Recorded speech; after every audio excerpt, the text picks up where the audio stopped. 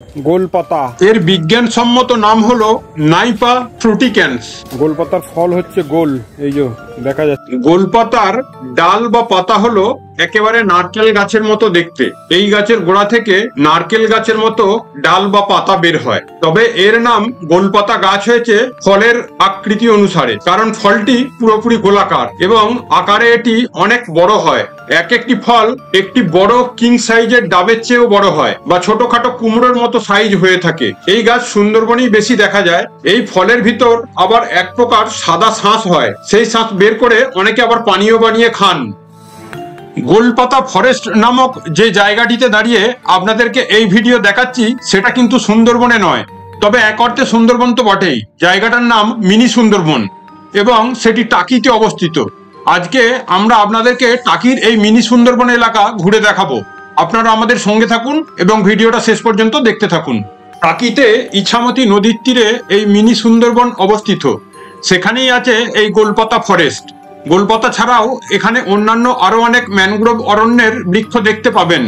অন্যান্য ম্যানগ্রোভ অরণ্যের মতো এখানেও যাতে গাছের নিচের কাদা পেরিয়ে পর্যটকদের যেতে না হয় সেই জন্য একটা ফুট ওভারব্রিজ করা আছে জঙ্গলের ভিতর দিয়ে, যেটার ভিতর দিয়ে আপনি হাঁটার সময় দুদিকের গাছপালা দেখতে দেখতে যেতে পারবেন এবং এটা একটা অপূর্ব সুন্দর দৃশ্য আপনি উপভোগ করবেন যতক্ষণ এই ফুট ওভারব্রিজ দিয়ে হাঁটবেন। দুপাশের গাছ একদম আপনার গা ঘেঁষে ডালপালা বিস্তার করে ফুট ওভারব্রিজের উপর দিয়ে ঝুঁকে আছে দেখতে পাবেন।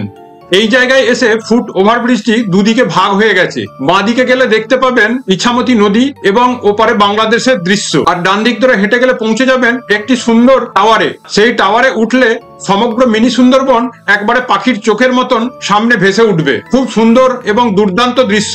টাকিতে এলে এই মিনি সুন্দরবন ঘোরা, ইছামতি নদীর তীরে দাঁড়ানো এবং টাওয়ারে গিয়ে পুরো মিনি সুন্দরবন দেখা কিছুতেই মিস করবেন না যেন। তো চলুন প্রথমে আপনাদেরকে ইছামতি নদীর তীরে থাকা ম্যানগ্রোভ অরণ্য, ওপারে বাংলাদেশের সাতক্ষীরা জেলা, এগুলো দেখিয়ে দিই। তারপর নিয়ে যাব আপনাদেরকে ওই ম্যানগ্রোভ অরণ্যের ভিতরে দাঁড়িয়ে থাকা টাওয়ারে, যেখান থেকে আপনি পড়ন্ত বিকেলে দেখতে পাবেন ম্যানগ্রোভ অরণ্যের উপর গলানো সোনার মতন রোদের আভা। দেখে আপনার কি মায়াময় যে লাগবে তা ভাষায় বলে বোঝানো যাবে না।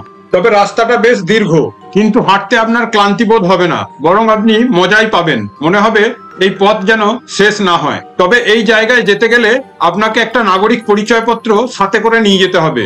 সেই জন্য আপনার আধার কার্ডটি অবশ্যই সাথে করে নিয়ে যাবেন, কারণ মিনি সুন্দরবনের ঠিক উল্টো দিকেই আছে বাংলাদেশের সাতক্ষীরা জেলা এবং এই জায়গাটি বিএসএফ এর আওতাধীন। তাই সেখানে যেতে গেলে নাগরিক পরিচয়পত্র দেখিয়ে বিএসএফ এর চেকপোস্টে এন্ট্রি করে তারপর যেতে হয়। পুরো জানুয়ারি ফেব্রুয়ারি মাস পিকনিকের মরশুম, একেবারে মার্চ মাস পর্যন্ত প্রচুর পর্যটকের দেখা পাবেন। এমনিতেই খালি চোখে নদীর এই পারে দাঁড়িয়ে ওই পারের সমস্ত দৃশ্য খুব সুন্দরভাবে দেখা যায়, এমনকি মানুষজনের চলাচলও আপনি দেখতে পাবেন।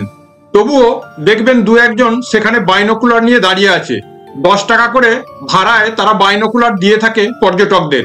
সেই বাইনোকুলারে চোখ রাখলে মনে হবে এক লাফে বাংলাদেশ যেন আপনার হাতের মুঠোর মধ্যে চলে এসছে। দেখবেন ব্যাপারটা খুব থ্রিলিং লাগবে। আমরা 2018-19 সালের শীতের সিজনে এসেছিলাম। তখন এই যে নিচের মাটি দেখছেন, এই মাটিতে নেমে আমরা নদীর তীরে ইচ্ছামতো ঘোরাঘুরি করেছি। এই গাছগুলোর নিচে দিয়ে জঙ্গলের ভিতর দিয়ে ঘোরাঘুরি করেছি। কিন্তু এখন দেখুন এই চাতালের চারদিকে সিমেন্টের উঁচু ঘেরা দেওয়া আছে, যে কারণে এখন আর নিচে গিয়ে ঘোরাঘুরি করা সম্ভব নয়।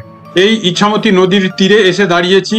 পিছনে ম্যানগ্রোভ অরণ্য, সামনে নদী, তার ওপারে সাতক্ষীরা জেলা। কিছুক্ষণ খালি চোখে দেখার পর মন হলো যে একবার বাইনোকুলার ভাড়া করে সত্যিই তাকিয়ে দেখি ওপারটা কেমন দেখায়।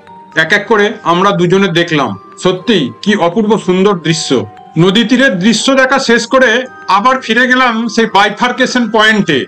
এখানে হেঁটে ক্লান্ত হয়ে গেলে বসে রেস্ট নেওয়ার মতো একটা জায়গাও করা আছে। রোদ বা বৃষ্টি হলে যাতে পর্যটকরা এখানে বসে রেস্ট নিতে পারেন তার জন্য মাথার উপর ছাউনিও দেয়া আছে। তবে ছাউনি যেটা আছে সেটা ট্রান্সপারেন্ট রঙিন পলিথিনের শীট দিয়ে তৈরি। তার ফলে এই জায়গায় বসে আপনি যদি কোনো ছবি তোলেন দেখবেন সে ছবির রং অটোমেটিক চেঞ্জ হয়ে গেছে, খুব সুন্দর লাগবে।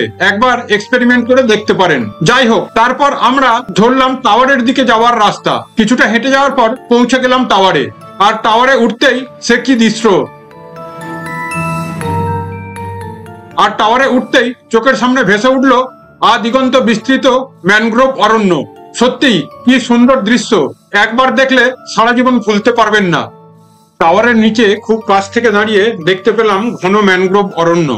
সেখানে দাঁড়িয়ে ঘুরে ঘুরে কিছুক্ষণ ছবি তুললাম। তারপর গেলাম টাওয়ারের উপরে, আবার নেমে এলাম নিচে, আবার গেলাম উপরে।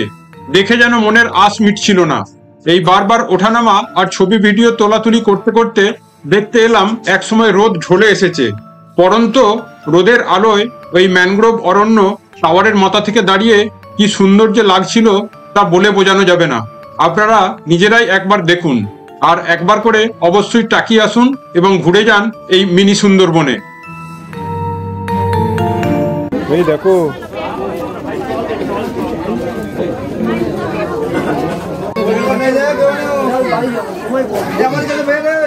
আমার পিছনে দেখছেন গভীর জঙ্গল। এইটা হলো মিনি সুন্দরবন টাকির। এখানে সুন্দরী, গড়ান, গেওয়া, হেতাল, গোলপাতা অনেক রকম গাছ আছে। তার মধ্যে গোলপাতা গাছের নাম অনুসারে এইখানকার নাম হয়েছে গোলপাতা ফরেস্ট।